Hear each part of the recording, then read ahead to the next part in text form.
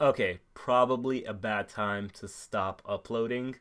You guys have absolutely killed it on the DC fandom reaction videos that I did a few weeks ago. Those videos are doing amazing numbers. Well, on my standards, they're doing amazing numbers. There's a few new faces here that have subscribed, so welcome to the channel. Thank you so much for subscribing. Also, if you're new here and you're watching this video for the first time, make sure to leave a like and subscribe. I'd really appreciate that. We're trying to grow, and you can join the family by hitting that subscribe button and leaving a comment about what you think about the video later. So today's video is a bit different. Today we're doing a review, but we're not doing like a standard review. We're doing a review for a small independent film that I got a chance to see like a week ago called The Awesome Movie. And I would love for you guys to stick around after the review, because in today's video we're going to hop on the Zoom call and do an interview with the director of this movie, Demoy Montega, and we're going to pick his brain about the film and some of the choices that he made and kind of, why he made this film. So like I said, this film is a small independent production, and I'm sure that most of you have never heard about it or seen it. So we're going to keep this spoiler free, but I'm going to give you a quick synopsis of what it's kind of about. The film is about, it's kind of a biopic in a way that follows Retro is Awesome, who is an up and coming rapper, and we kind of follow him on a journey through like the early stages of his career to see what kind of artist he is, what kind of rapper he is, and we're kind of just cruising with him on this journey. I would probably say that this is kind of an art house experimental kind of film. This film does not follow conventional cinema rules. Like it's not like your conventional film. The film is visually, the story is told in a very unique way, and that unique way is that in this movie there's a lot of music videos interjected into the film to tell a story, and I think that's one of the biggest strengths of this film.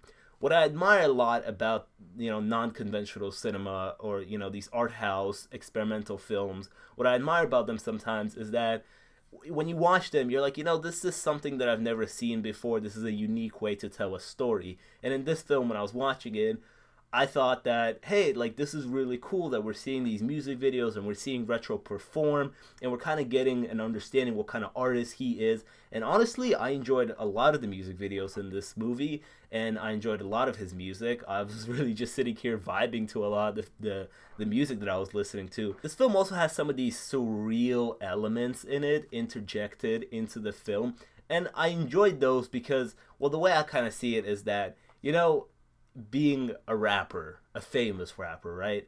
If you have one of those dreams of being like this creative artist, and you want to be famous, and you want to be on the stage with a whole crowd of people listening to you, it kind of like people have those dreams, right?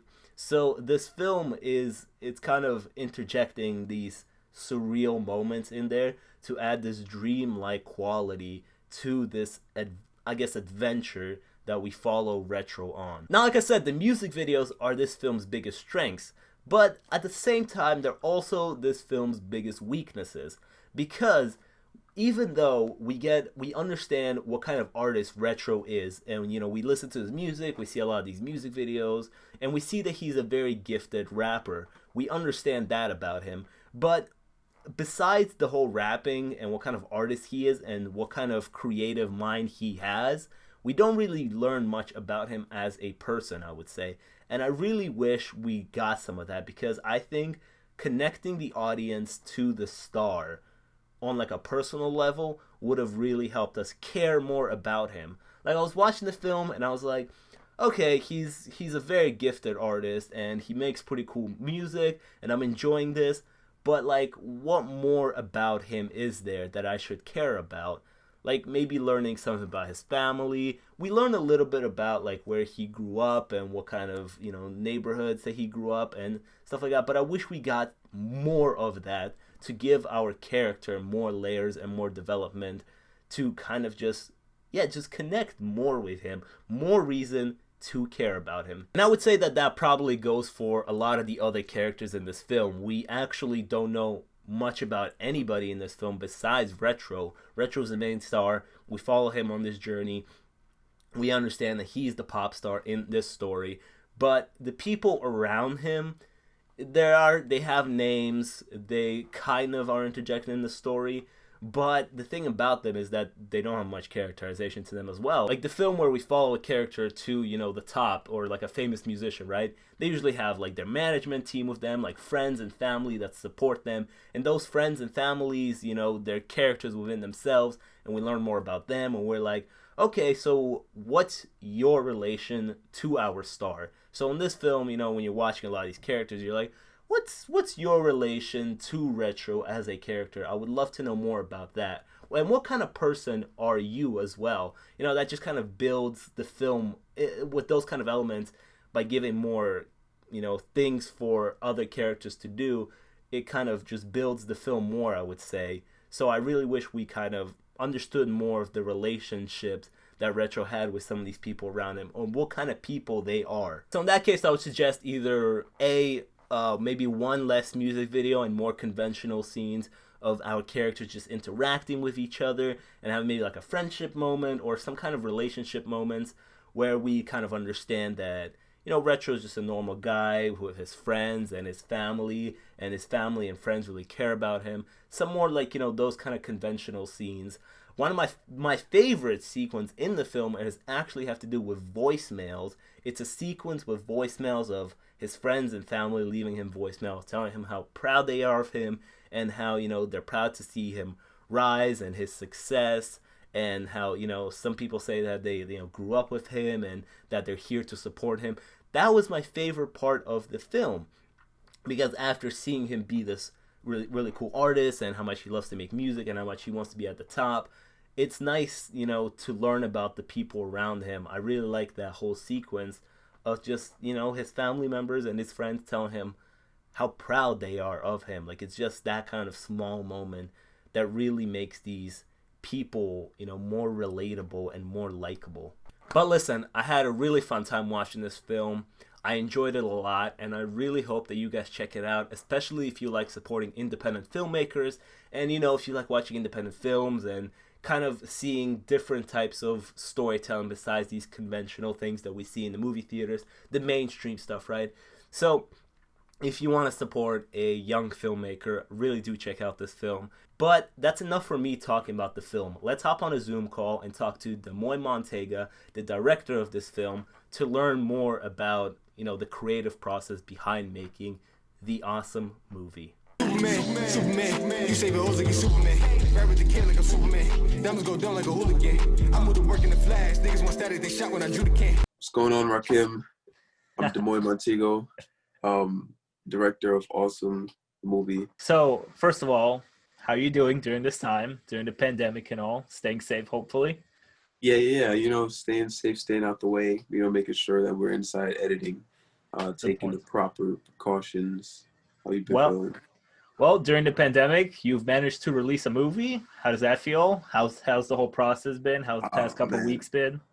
It's a little difficult. It was a little difficult simply because you got to work around your bookings getting canceled. We were supposed to premiere in like a theater, but due to circumstances, we had to come up with a new game plan, new situation. So yeah, it's been a little challenging, but we're here. Yeah, I remember we talked about this movie a while ago now, and you were talking about festivals and all of that. And I'm sorry that it all got canceled and it's all been cut like that. But I gotta say, I love the marketing that you guys have done so far. I love this. It's like a little memorabilia, a little collection. I don't know if you can see, but right there on that shelf, I have a little Blu-ray collection I'm starting. Like, there's a few movies over there. And this box is going to go right on one of those shelves. Awesome, hey. Awesome, the movie. Nice, dude. Thank you for that. Thank you for sending me this. Oh, yeah. It's no problem. We have to get those out. It's just a way to give someone the feeling of experiencing like an event. Before the pandemic, we kind of could go outside and talk to each other and like actually meet up in these spaces. But since that is not the case, we decided to package it all and like share it with the people. You as a director, no spoilers. what kind of little synopsis can you give us about the movie? Like, how would you describe it? This story is about a young man in this neighborhood who uh, loses a dice game and is given a chance basically to prove himself to the people around him. And in doing so, he receives a gift that has the potential to, shift his uh, perspective and allow him to take an adventure into a newfound world, which is deals with the world deals with the real and the possible. And we kind of see where this gift leads him, and he happens to have the gift of making music and putting words together, and we see him do that throughout. So the movie centered around one character by the name of Retro is Awesome, right? Right. And well, the movie actually came with like with a few interviews. I really like the whole bonus content that you've added to the file. Thank you for that. Oh yeah, no doubt. And you guys talked about, your chemistry and you guys coming together. So why did you choose to make Retro your subject matter for this film? It's I didn't have the luxury of like choosing him specifically for this film. It kind of presented itself in the fashion of us working together, and as we went through these moments of like creative brainstorm or output, we kind of said, hey, this is kind of strange, and we need to really tell the story of the story, because what we're seeing in this film is kind of like fictionalization, fantasization of like what happens behind the scenes, but positioning you as the viewer in front of the scenes, and it's weird. Yeah, I would say that the film, even though I'm still struggling to put it in a specific genre, I would say that the film kind of has elements of being like a biopic or an autobiography about Retro, who is an actual person, right? Who is an Yeah, actual real person. musician. Yeah. Yeah. So I would say that it had those elements, and I did like to see, the behind the scenes of this up and coming artist in a way. And I think what you did so well is sprinkle in between these surreal kind of dreamlike fictional elements combined with the real. But what in specifically when you talked to Retro about making this film that you were like, you know what, I really want to make a movie about you. This film is kind of like from my point of view, from just someone who's outside looking into his life and trying to encapsulate, everyone's experiences with him, including my own. To be honest, bro, like we were just smoking a joint one day and I was like, we should make a movie. And he was like, yeah. So he was very open to it. During the production, of course, we both had our moments where we was just like tired. We were like, all right, fuck this. Like, we got to get this shot. And I'm like, and he's like, and he's, and on the music end, he's like, no, we need to redo this and that and this. And we have our creative inputs. But overall, as the ball started to roll, we just kind of just went full avalanche mode. Now, you brought up music videos, which is a great segue. Let's talk about music videos. Music videos play a huge role in this film. There's a few of them sprinkled throughout the film. I met you last year, and I remember you telling me that like you like to film music videos. So you as a director, taking that aspect of you liking to film music videos into this film, how was that for you? Music videos for me has always been the baseline for these avenues of media, short form media pieces like production. And I feel that starting out doing music videos was amazing, right? But they're oftentimes repetitive, and unless you're challenging yourself super, super, super in depth, getting really into details with different artists. But the challenge for this was that this is the same artist. We have to present this in a way where it's not annoying and it doesn't get redundant and boring to watch. So the way we approach these music videos, they're actually my last batch of music videos. I'm taking a break from them from a while simply because I've done so many, and you know, going from the opener scene in 32. I'm not going to give away too much, but we see the nervousness, like I'm on camera for the first time. I don't know really what to do, but I'm gonna just do it anyway.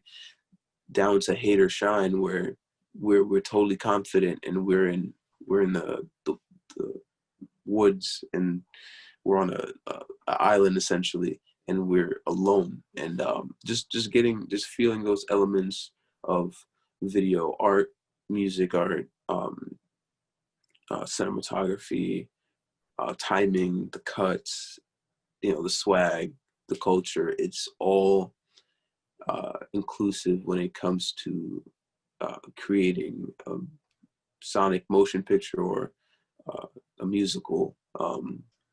So just yeah, that I think that's where all of my music video attributes kind of tie into this thing, because it's kind of like a love note or a goodbye to my phase of music videos. I'm just curious, were you guys filming the music videos and then filming the story around them, or was it the story first and then the music videos? There's only one case where we did not plan for a music video to work out in this movie, and it has to do with an award show.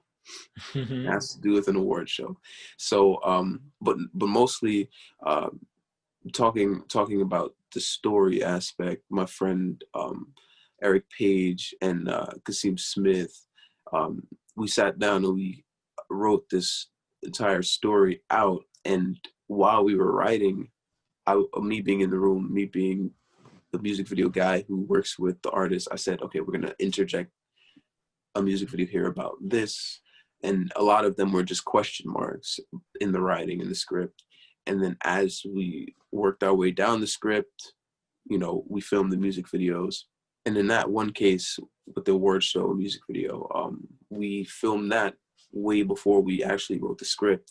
And that actually was a centerpiece to tie the story together, simply because it was that kind of a troll where everyone was kind of upset on how long that music video was and how like it included these elements of comedy and like skit acting and things like that. But later on we see why, and it kind of gives it kind of creates a disconnect between the artist's music universe and his maybe film universe, like a off-brand Marvel canon thing. One of the other things that I've heard you say about the film is that you guys were filming like the script structure very much, and then it kind of became very free-flowing. I don't know if you use this term specifically, but I thought about this term when watching the movie, is that around the first time when you guys get to Texas, it really turns into kind of looking like a vlog in a way. Like when you're talking to somebody, they're talking to the camera or they're talking to somebody behind the camera. So what was that process like? Because it really did feel to me like it was like a journey vlog, like you were following Retro. You were following him on this journey in Texas. This is kind of my hand stirring the pot a little bit when it comes to narrative versus documentary versus sci-fi versus etc. When we get to Texas, you know, you have that idea of there's, you know, someone holding the camera, and you see the motions, and you hear someone talking directly to the camera. But then, you know, you see him talking to an interviewer intercut with all these motions from someone else, the looker. And that's just me giving my like critique on genre, like specific, like the specificities of documentary filmmaking, and then as opposed to the narrative filmmaking style that we see in the beginning when we first witnessed the dice game. You know, in comparison to that, there's no hand, there's no eye. So as we follow, it is very much vlogsome, and when we get there, we kind of get a more personable connection to him. We feel closer. You we leave and we come back home and we see this like direct conversation uh, between the artist, between the subject and the viewer. Uh, lastly, let's talk about the importance of this coin. Oh shit. I think it did play a. I love that packing, by the way. The little package that it came in. This looked really cool. Oh, there's no coin in here. I'm sad now. Let's talk about the importance of this coin. So we see this coin, specific coin, in the film. I think it plays an important role in it. I'll say a coin 50-50, you make your own fake type of thing. That's kind of how I interpret it in a way. 50-50. You either go all in or you don't do it at all. You either, try or you don't try. And sometimes the coin gets flipped for you. Sometimes you don't even get the chance to choose. Sometimes you're thrown into a situation where, you just have to do what you can do, the best you can do it. But also, this gift that V gives to Retro is a cursed item, but also it's an item that is ever giving, depending on how you use it. It could be the greatest thing, it could be the worst. I feel that V's character was kind of self-serving to the point of him giving the coin away simply because he wanted to see what would happen. And I feel like his presence in that dice game was to find people who have potential, but he would be more interested in seeing wasted potential than someone taking it and flipping it into a positive. So you're gonna have your positives, your negatives, but is when you decide to flip it, when you decide to hold, when you decide to go all in. So the coin is whatever whoever wields it makes. Yeah. It's whatever you make it. Shout out to Paul Rosner. Shout out to Tyler Kubitz. Shout out to Barry. Shout out to everyone who made this happen. Rush Studios, our sound engineering people. And it's ever growing. Thank you, Rakim, for having us do this interview. It every bit of it is a part of the process and the story. Again, so if people want to go see them film or they want to get their hands on one of these, where can they? What can they do? Okay, so yeah, you could definitely check out demoinmontego.org or retroisawesome.com. We have these are actually right now limited edition, so we only have a few of these left, but if you do grab one, they're online. There's QR scans available, so if a friend gets one, you can scan his, it'll take you right to the sale. Also, we are going to be running in a few film festivals between now and January. So if you don't get a chance to get a physical, you can check us out on these services. And 2021, man, we're going to be live and ready to go on multiple different streaming services. So if you don't get the physical and you miss the film fests, we will be there on your smart TV for your viewing pleasure. You reminded me, by the way, huge congrats. Yesterday's news were that you guys got into the Newark International Film Festival, I believe. So huge congrats on that. Oh, yeah. Thank you. I know you're super excited about that. But yes, again, thank you so much for doing this. I'm so happy that you let me. Whoa, hold on. Zoom was telling me about some 40-minute limit. My bad there. But as I was saying, thanks for letting me be part of this. Seeing your rise as a director and being a small part of Retro's rise to the music industry. Wish him the best of luck for me. And thanks so much for this. Thank you again, man. Appreciate you. And that's all I gotta say. This interview was awesome, man. I hope you guys enjoyed the interview, learning about a young filmmaker and the creative process that goes behind making a small independent production like this. I had a blast making the interview. Demoy, thank you so much for hopping on a Zoom call and doing this. But with that said, I really hope you guys check out the awesome movie. Like I said, if you like supporting independent productions, do check this film out. They're doing big things right now. They're going to festivals. Like Demoy said, they're going to the Newark International Film Festival right now. So I wish them the best of luck there. And again, do check this film out. Do support it. You know, it's nice to support young artists, and especially during this time in 2020. And again, if you just want to, you know, see something different, something unique, do check the awesome movie out. This coming weekend, I should have a review out for Christopher Nolan's new film Tenet, which is my most anticipated movie of 2020. I was supposed to see it last weekend, but then I got sick, so, you know, staying safe, staying at home. You know, if you're sick, stay safe, stay at home. So, you know, I'm getting better now, and I will be seeing the film hopefully soon, and the review will be out sometime this weekend, so look out for that. I'm really excited to see the film. And yes, make sure to like and subscribe, and yeah, I'll see you guys next time.